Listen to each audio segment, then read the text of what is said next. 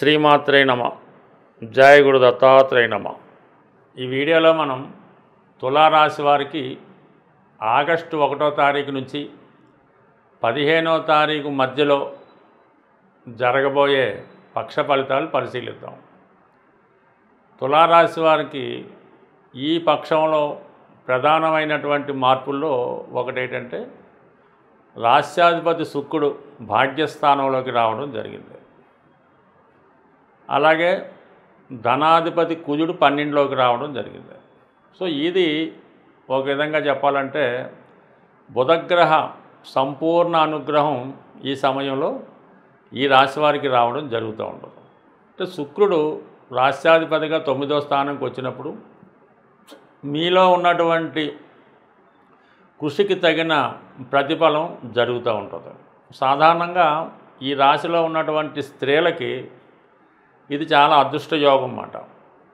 స్త్రీలకి సంతానం కలగాలన్నా, వివాహం కలగాలన్నా, అదృష్టయోగం ఉండాలన్నా 9వ స్థానం బాగుండాలి. అంటే వారి యొక్క జన్మస్థానంలో 9వ స్థానం బాగుంటే, అలాగే గోచారరీత్యా ఇప్పుడు 9వ స్థానంలోకి ఈ శుక్ర గురువుల యొక్క ప్రవేశంతో స్త్రీలకి ముఖ్యంగా వివాహపరమైనటువంటి సమస్యలు ఏవైనా ఉంటే పరిష్కారం అవ్వడం జరుగుతుంది. అలాగే వివాహం కాని స్త్రీలకి వివాహ ప్రయత్నాలు ఫలించే అవకాశం ఉన్నది. అయితే ఇక్కడ ఈ సమయంలో మీరు దగ్గర చుట్టుపక్కలే కాకుండా కొద్దిగా దూర ప్రాంతంలో ఏదైనా విదేశంలో కానీ లేదంటే మామూలుగా ఈ బెంగళూరు, చెన్నై లాంటి సిటీలో కానీ వివాహ ప్రయత్నాలు చేసినప్పుడు వారికి వివాహ ప్రయత్నాలు కలిగే అవకాశం ఉంది. ముఖ్యంగా సంతాన సంబంధించిన విషయాల్లో సంతానం కొరకు ప్రయత్నం చేస్తున్న వారికి ఈ సమయంలో అంటే ఇంచుమించుగా మీకు చెప్పాలంటే ఈ రోజు నుంచి ఆగస్టు 20వ తారీఖు వరకు కూడా ఈ శుక్ర గురుల కలయిక 9వ స్థానంలో ఉండడం వల్ల ఎస్పెషల్లీ మీరు సంతానం కొరకు ప్రయత్నం చేస్తుంటే మీకు సంతానానికి సంబంధించినటువంటి సక్సెస్ ఈ సమయంలో రావడం జరుగుతూ ఉంటుంది. అలాగే దూర ప్రాంత ప్రయాణాలు, విదేశ ప్రయత్నాలు 100% ఫలించే అవకాశం ఉంది. ఎక్కువగా ఈ రాశి యందు ఈ సెలబ్రిటీ సంబంధించిన రాశి తులారాశి అవ్వటం వల్ల అటు సినిమా ఇండస్ట్రీలో ఉన్న, మీడియా టీవీ రంగంలో ఉన్న మీకు కొత్త అవకాశాలు రావడం జరుగుతూ ఉంటుంది. తద్వారా మీ యొక్క రెమ్యునేషన్ కూడా పెరిగే అవకాశం ఉంటుంది. సో ఇది ఈ విధంగా శుక్రగ్రహ అనుగ్రహం ఉంటే, మరి శుక్రుడు గురువుతో కలిసి ఉండడం వలన అనేక రెట్లు అధిక ఫలితాన్ని ఇవ్వడం జరుగుతూ ఉంటుంది. ఇంకా కుజుడు 1000లో ఉన్నాడు. కుజుడు 12లో ఉండడం వలన రుణాలు తీర్చే ప్రయత్నం ఫలిస్తుంది. అంటే ఏదైనా మనకేమైనా ఫైనాన్స్ సంబంధించిన అప్పులు ఉంటే తీరుస్తారు. అంటే ఆ రుణమే కాకుండా ఏదైనా మీ యొక్క బంధువులకో, సోదరులకో, అన్నదమ్ములకో, అక్క చెల్లెలకో వాళ్ళకి ఏదైనా చదివించడం కానీ, వాళ్ళ పిల్లలకి ఏమైనా చదివించడం కానీ, మొత్తం మీద ఏంటంటే ఏదో విధంగా మీ యొక్క బంధువర్గంలో రక్త సంబంధీకులకి వారి యొక్క సహాయానికి, వారి యొక్క ఆర్థిక అవసరాలకు ఏ సహాయానికైనా మీరు కంపల్సరీగా వారికి సహాయం చేయడం జరుగుతూ ఉంటుంది. అలాగే కుటుంబ అవసరాలకి ఏదో విధంగా ధన వ్యయం జరుగుతూ ఉంటుంది. అంటే తులారాశి వారికి ఏముంది, ఒక చేతితో ధనం సంపాదిస్తుంటారు, వేరే చేతితో ధనాన్ని ఖర్చు పెట్టడం జరుగుతూ ఉంటుంది. అంటే ఇతని మీద చాలామంది ఆధారపడి ఉంటారు. సంబంధం ఉన్నవాళ్ళు ఉంటారు, సంబంధం లేని వాళ్ళు ఉంటారు, అలాగే పనిచేసే వాళ్ళు ఉంటారు. వీళ్ళందరికీ కూడా జాతకుడు లోటు లేకుండా చూడటం జరుగుతూ ఉంటుంది. ఇప్పుడు ఈ సమయంలో ఈ విధంగా కుజుడు 12లోకి రావడం వల్ల ఈ జాతకుడు ఏవైనా భూమి కానీ స్థిరాస్తి కానీ కొనే అవకాశం ఉంటుంది. భూముల మీద పెట్టుబడి పెట్టే అవకాశం ఉంది. అయితే సప్తమాధిపతిగా 1000లో ఉండడం వల్ల భార్యాభర్తల మధ్య కొద్దిపాటి విభేదాలు రావడం కానీ, అంటే మీ యొక్క భార్యకు కానీ, మీరు స్త్రీ అంటే మీ భర్త గారికి కానీ హెల్త్ ప్రాబ్లం లాంటివి రావచ్చు. ఎందుకంటే వాళ్ళు ఏదో పని మీద వేరే ప్రాంతం కొన్ని రోజులు ఉండవచ్చు. ఏదైనా భార్యాభర్తల మధ్య ఈ సమయంలో కొద్ది రోజుల పాటు విరామం, ఎడబాటు వచ్చే అవకాశం ఉన్నది. ఇక ఫైనల్గా రాహు 5వ స్థానంలో ఉండడం వల్ల స్పెక్యులేషను, జోదం వాటికి దూరంగా ఉంటే మంచిది. ఏమాత్రం వాటి జోలికి వెళ్ళినా ఇప్పుడు ఎక్కువగా ఆర్థికంగా నష్టపోయే అవకాశం ఉన్నది.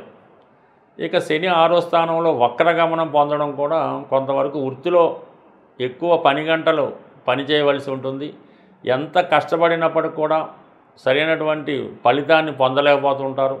అలాగే పైపెచ్చు సహ ఉద్యోగుల నుంచి కానీ పై అధికారుల నుంచి కానీ కొన్ని ఇబ్బందులు వచ్చే అవకాశం ఉంది. ఈ కారణం వల్ల మీరు ప్రస్తుతం చేస్తున్నటువంటి ఉద్యోగాన్ని మారాలి అనే మీ ప్రయత్నం కొంతవరకు బలపడుతుంది. బట్ ఏదైనా ఇదే ఉద్యోగాన్ని కొంతకాలం పాటు కంటిన్యూ చేసుకుంటేనే మంచిది తప్ప తొందరపడి మారినా కూడా అక్కడ కూడా ఇదే పరిస్థితి వచ్చే అవకాశం ఉంటుంది. కాబట్టి సాధ్యమైనంత వరకు నిదానంగా వ్యవహరిస్తూ ఓర్పుతో ఉన్న ఉద్యోగాన్నో ఉన్న వ్యాపారాన్నో కొంతకాలం పాటు కంటిన్యూ చేసుకుంటే మంచిది.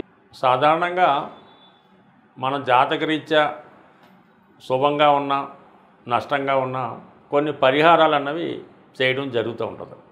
అయితే మనం కొన్ని సందర్భాల్లో ఎన్ని పరిహారాలు చేసినప్పటికీ కూడా మనకి అర్హత ఉండి కూడా ఆ ఫలితం రావడం లేదంటే కంపల్సరీగా మనం నివసిస్తున్నటువంటి గృహంలో ఏదో విధమైనటువంటి వాస్తు దోషం ఉండడం వల్ల మనం చేస్తున్నటువంటి ప్రయత్నాలు ఫలించకుండా పోవడం జరుగుతూ ఉంటుంది. అందువలన కొంతమంది అపోహ ఏంటంటే మీకు ఏదో ఒక సొంత గృహం ఏదో ఊర్లోనో టౌన్లోనో ఉండడం జరుగుతూ ఉంటుంది. మీరు కారణాంతరాలు ఉద్యోగరీత్యా ఏ సిటీలోనో వేరొక ఇంట్లో అద్దెకు ఉండడం జరుగుతూ ఉంటుంది. అది కొంతవరకు మీకు అద్దెకున్న ఇల్లు వాస్తుపరంగా బాగున్నప్పటికీ కూడా సొంత గృహంలో ఉన్నటువంటి అంటే ఎక్కడైతే మీరు పుట్టి పెరిగారో మీ పేరుతోనో మీ పెద్దవారి పేరుతో ఉన్నటువంటి గృహంలో ఉన్నటువంటి వాస్తు దోషాలు మీ మీద ప్రభావం చూపడం వల్ల ముఖ్యంగా ఈ విధంగా మనం చేసే ప్రయత్నాలు విఫలమవడం జరుగుతూ ఉంటుంది. ముఖ్యంగా మీరు నివసిస్తున్నటువంటి గృహంలో ఉత్తర భాగంలో దోషం ఉండడం వల్ల నిరుద్యోగ సమస్యలు ఎక్కువగా ఉంటాయి. అందులో యజమానికి కానీ సంపాదించే వాళ్ళకి పని లేకుండా పోవడం జరుగుతూ ఉంటుంది. అలాగే వాయువ్య దోషం ఉన్నప్పుడు వివాహాలు జరగడం చాలా ఆలస్యం అవుతూ ఉంటుంది. వచ్చిన సంబంధాలు వెనక్కి పోవడం జరుగుతూ ఉంటుంది. ఇక నైరుతిలో దోషం ఉండడం వలన ఆ యజమాని మూర్ఖత్వంగా ఉంటూ అసలు వాస్తుని కానీ దేవుణ్ణి కానీ భగవంతుని కానీ ఎవరిని నమ్మకుండా ఒక మూర్ఖ పట్టుదలతో ఉంటూ ఆ విధంగా పెళ్ళిళ్ళు చేయకుండా ఉద్యోగాలు లేకుండా ఇబ్బంది పడడం జరుగుతూ ఉంటుంది. అయితే ఆగ్నేయ దోషం వల్ల ఏంటంటే స్త్రీలకి హెల్త్ పరమైన ప్రాబ్లమ్స్ రావడం, ఆ కుటుంబంలో మగవాళ్ళు వ్యసనాలకి అలవాటు పడడం, ఎవరైతే పిల్లలు ఉన్నారో వాళ్ళు పెద్దవాళ్ళని ఎదిరించడం, ఏ ఉద్యోగం చేయకుండా తల్లిదండ్రుల మీద ఆధారపడి ఉండడం, ఈ విధంగా కుటుంబంలో మన గృహంలో ఉన్నటువంటి అష్టదిక్కుల మీద ఏ దోషం ఉన్నా ఒక్కొక్క దోషం ఒక్కొక్కరి మీద ప్రభావం చూపడం జరుగుతూ ఉంటుంది. ఈశాన్య దోషం వల్ల పెద్ద సంతానం, ఆగ్నేయం వల్ల ద్వితీయ సంతానం, వాయువు వల్ల తృతీయ సంతానం, నైరుతి ఫాల్ట్ ఉంటే మొత్తం అందరి మీద ప్రభావం చూపడం జరుగుతుంటుంది. కాబట్టి అంటే మీకు ఎన్ని ఇళ్ళున్నా ఎక్కడున్నా ఆ ప్రభావం మీ మీద పడుతుంది. ముఖ్యంగా అమ్మాయిలకి స్త్రీలకి పెళ్ళైనా కూడా వారి పుట్టింటి వారి యొక్క వాస్తు దోషం మీ మీద ఉంటుంది. కాబట్టి ముందుగా అంటే మనం ఎన్ని ప్రయత్నాలు చేసినా ఫలితం రావట్లేదు, వివాహమై 7-8 సంవత్సరాలు అయింది, సంతానం కలగడం లేదు, ఇటువంటి దీర్ఘకాలిక సమస్యలు ఉన్నవాళ్ళు కంపల్సరిగా ఒకసారి మీ గృహాన్ని, మీ పెద్దల గృహాన్ని, మీ పుట్టింటి వారి గృహాన్ని చక్కగా పరిశీలించుకుంటే అంటే మీతో పాటు మిగతా వారిని కూడా బాగు చేయడం కానీ వారిని మంచి మార్గంలో పెట్టడం కానీ జరుగుతూ ఉంటుంది. అయితే ఏదైనా చిన్న చిన్న చిట్కాల వల్ల వాస్తు యంత్రం పెట్టినంత మాత్రాన మీ గృహంలో ఉన్నటువంటి వాస్తు దోషం అనేది ఎట్టి పరిస్థితులు కూడా తొలగదు. దాన్ని ఫిజికల్గా సరి చేసుకుంటేనే మనకి వాస్తు సరి అవుతుంది తప్ప అది ఏమాత్రం ఈ మధ్యకాలంలో వచ్చినటువంటి వాస్తు యంత్రాలు పెట్టినా చిన్న చిన్న జిమ్మికులు పెట్టినా కూడా సాల్వ్ అయ్యే అవకాశం లేదు. వీటన్నిటికన్నా ఎక్కువ వీధిపోటు ప్రభావం ఉంటుంది. వీధిపోటు ఏ దిక్కు నుంచి వచ్చినా ఆ గృహంలో ఉన్న వాళ్ళకి ఏదో విధంగా సడన్గా జరిగే సంఘటనలు జరుగుతుంటాయి. కాబట్టి కంపల్సరీగా మనం బాగుపడాలనుకుంటే కంపల్సరీగా వాస్తుని సరి చేసుకోండి. జీవితాలు 100% నా అనుభవపూర్వకంగా నేను చాలామందిని సరిచేయడం జరిగింది. వీళ్ళంతా కూడా ఇప్పుడు సక్సెస్ఫుల్గా ఉండడం జరుగుతూ ఉంటుంది. బట్ ఏదైనా ఫిజికల్గా సరి చేసుకోవాలి తప్ప వాస్తుకి యంత్రాలు అయితే 100% పనిచేయవు. స్వస్తి.